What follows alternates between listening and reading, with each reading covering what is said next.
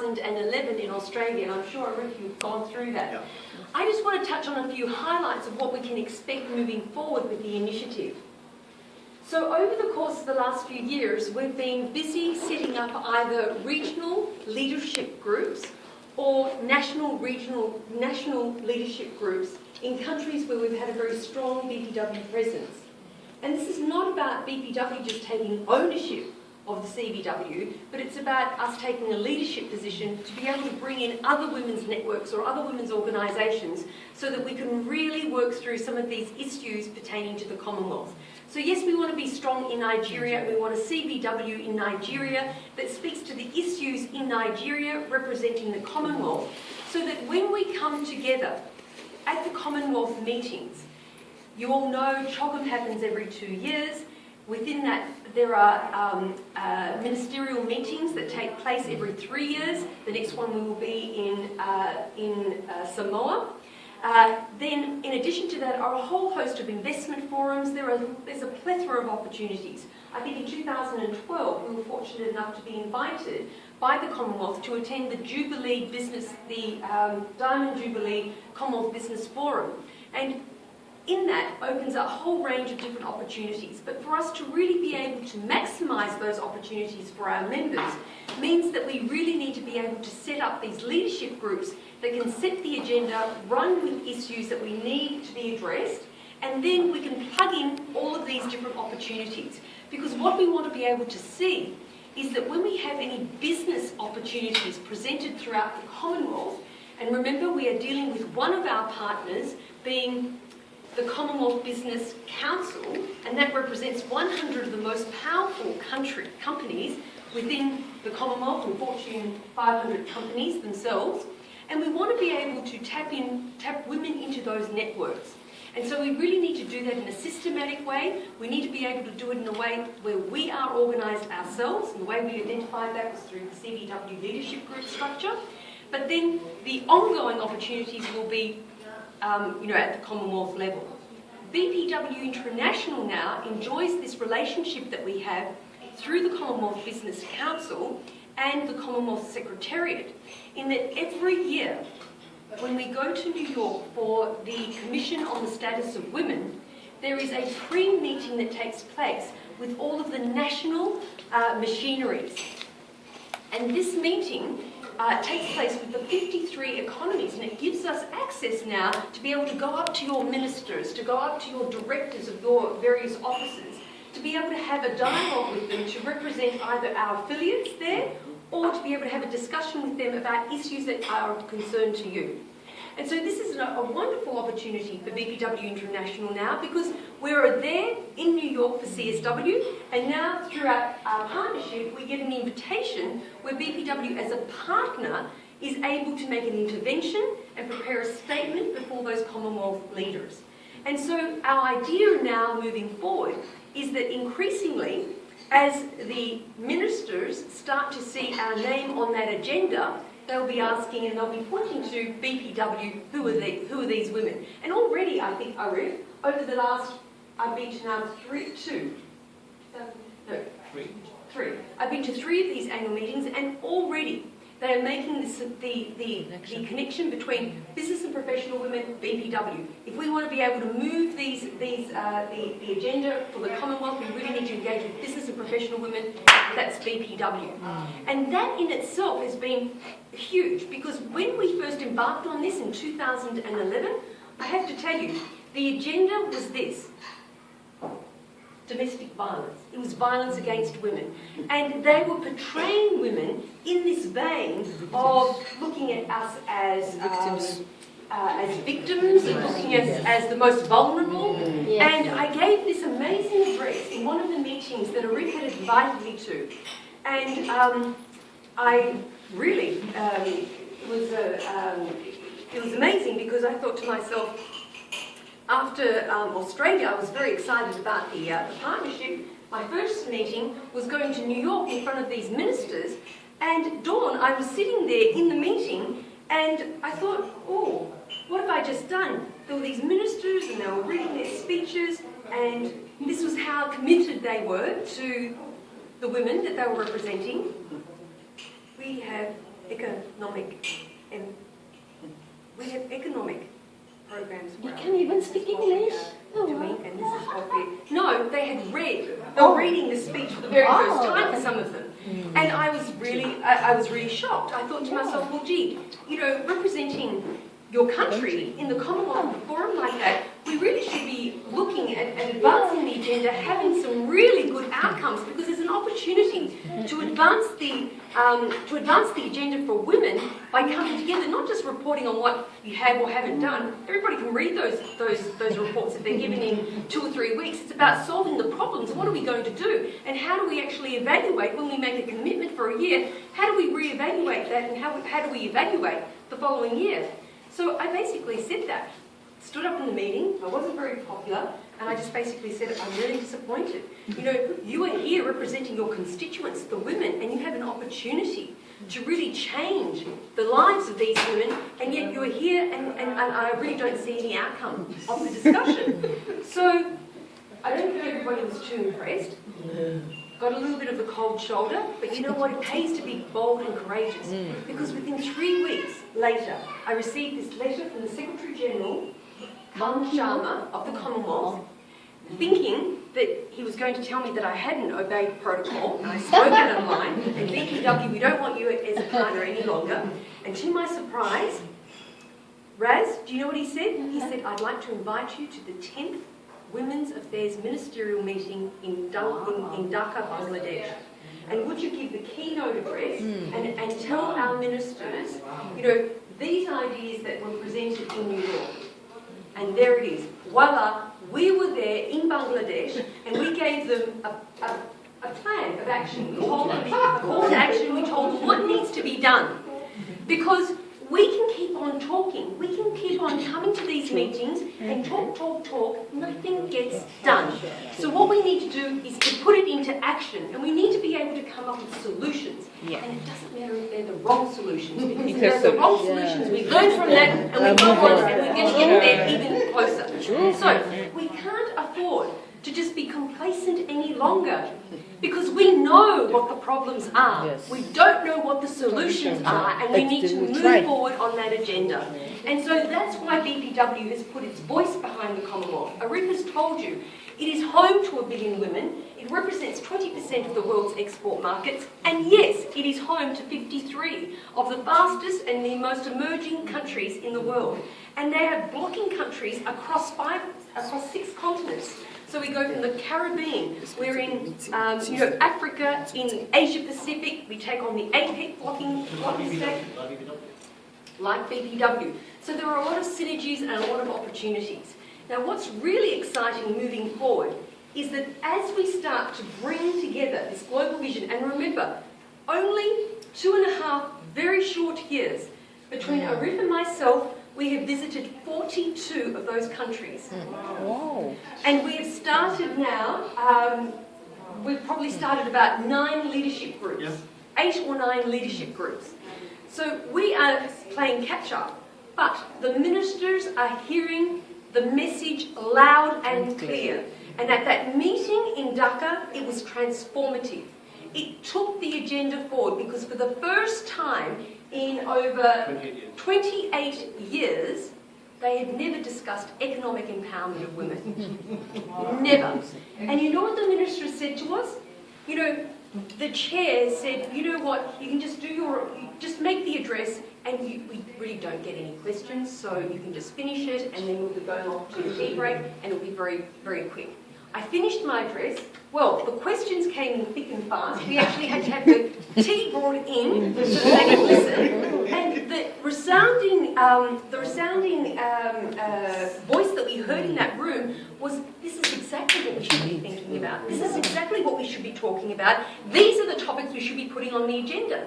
And to which I said to them, absolutely, because you have to get out of this mindset. When I look at your business card, you are the Minister for Women's Affairs. You're the Minister for Women, Children and Community. Yes. The Minister for Women, Children and Community Services, or whatever it is. Yeah. So it automatically tells you that you are representing the most vulnerable of the vulnerable groups. Yes. So when you go into a cabinet meeting with your ministers or with your colleagues, Of course you're only going to get the dregs. You'll get a $2,000 or $3,000. You're not going to get a budget like the health, like the finance, like Defense. the trade minister. You're already on the back foot because you're representing the vulnerable. Now we've moved the dial and we said, you know what? You really need to understand how we can harness this incredible market called women. And this is what these women actually represent. And when we started to turn the argument around, that's when they got it. They had this aha moment. I think the Secretary General actually said to himself, I've had an epiphany. I understand exactly what you're talking about. And then 3 or 4 weeks later came the invitation, could you please come to Choggum? And we have a private closed-door meeting where we will have 20 heads of government and we will have 20 of our leading CEOs, and we would like you to convey these messages to them. Because we need to have these discussions in the Commonwealth, in closed doors, under Chatham House rules, and think about how government and private sector can advance the issue for gender equality in the private sector. Government needs to do its part, private sector needs to do its part, but we're now starting to have a high-level dialogue that's really been missing from these discussions. And that's what's so exciting about Commonwealth Businesswomen moving forward. Because now we've put together an action plan that includes us now looking at, well, women on boards. Okay, we want women on boards. Well, what are we going to do about it? So Arif went out and he found the leading group of headhunting, what do we call them? The Association of Executive Search Consultants. Right, have you already told them about this? No. You say all the good bits. I trust you, Arif. Okay. So we've got the Headhunters organisation now that we are aligned with, that we can now, for those women that are board ready, we can now start to look at the register, apply to have these women represented so that they can get these other jobs now, not only in their countries, but throughout the Commonwealth, in other countries as well. And as we're starting to now move, and remember what we've done in 3 years, I think the Secretariat probably hasn't even moved in 30 years since it's been around. 60 years. So this is like, so we're really running because we haven't got any more time to wait. And we're really giving the bureaucrats a little bit of a run for their money and telling them, when they tell us, no, it's not possible, we say, yes, it is possible. Because we've delivered $20 million into the hands of women from least developed countries. No, it's not possible. Yes, it is possible because BPW is actually making a difference to the post-2015 agenda, and this is what we've been addressing, and this is who we've been talking to over the last 5 years. No, it isn't possible to get CEOs to sign the CEO Women's Empowerment Principles. Well, you just heard about having over 750 CEOs sign on. Well, you can be proud to know that BPW, through our BPW Association, we've probably signed over half of those. Thank you, Africa. In Johannesburg, we've signed over 100 CEOs onto that pledge. Here in Korea, just a few weeks ago, we had arranged an ethical pledge with the leading CEOs of companies like Samsung, like LG, household names, Hyundai, and we now have 80 of those CEOs that have signed on, and that's been delivered by BPW. So this is the sort of impact, this is the sort of work that we're now starting to do at an international level.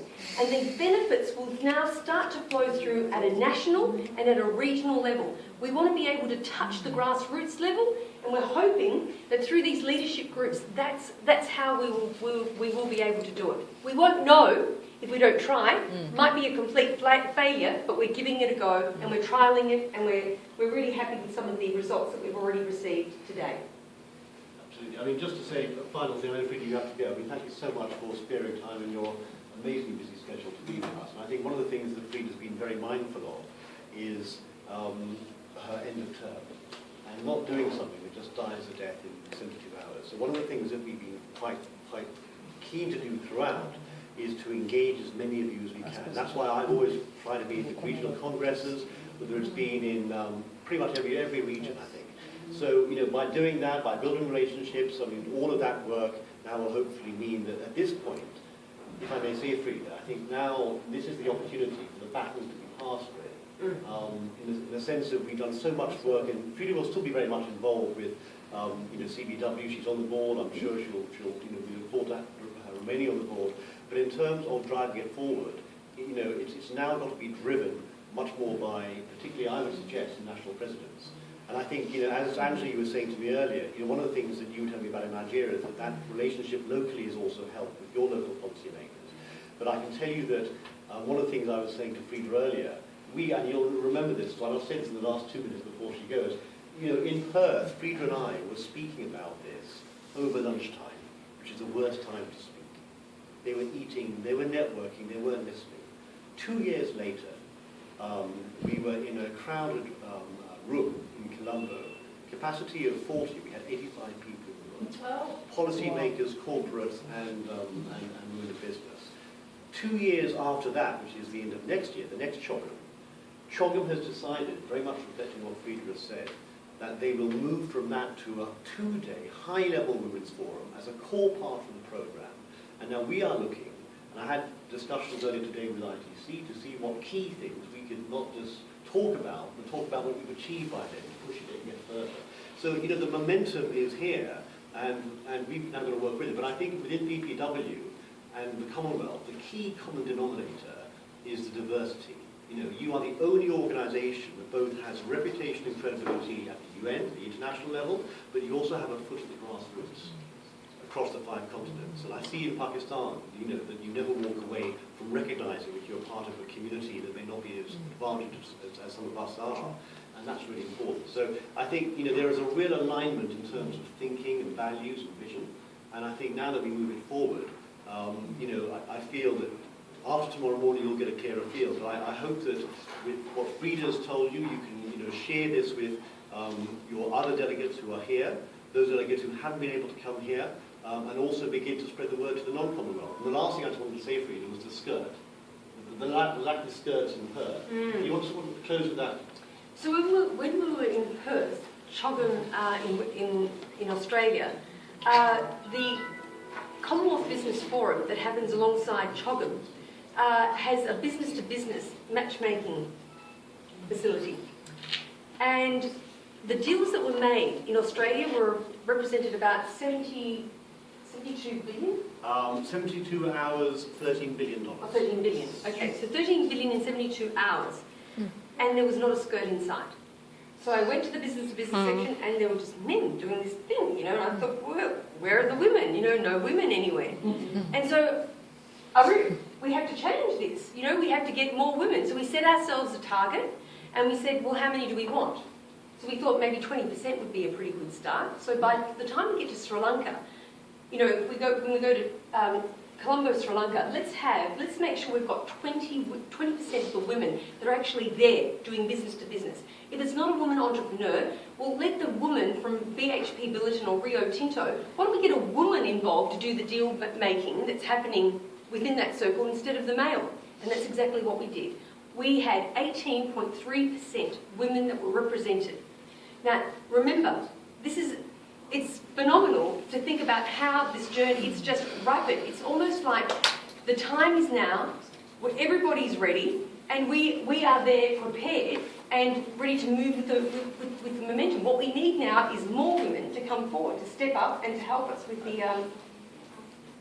Yeah, exactly. And I just want to say, Freda, I just wanted to share with you something I haven't told you about.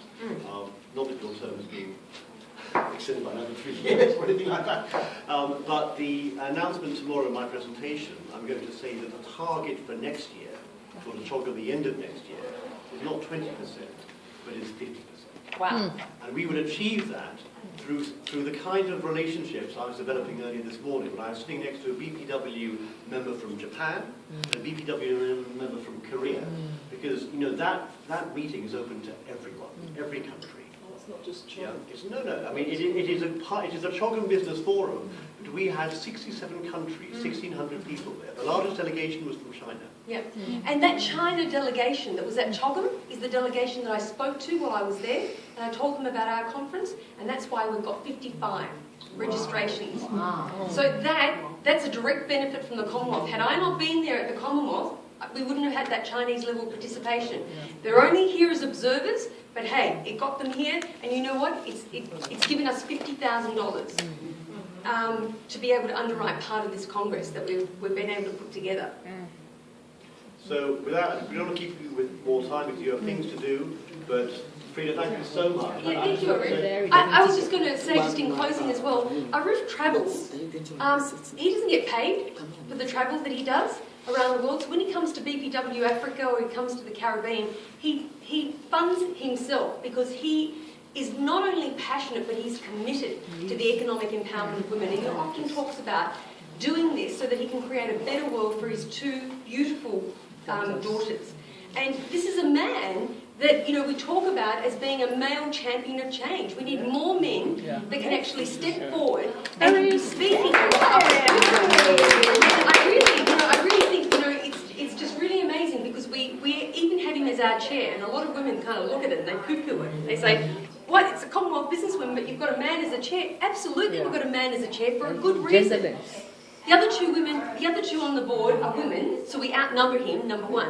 Number two, it's because he can have that dialogue that we can't have. And he can open the door, and then we can come in. Yes. Whereas opening the door is sometimes all we need. Yes. And we can't do it alone. Yeah.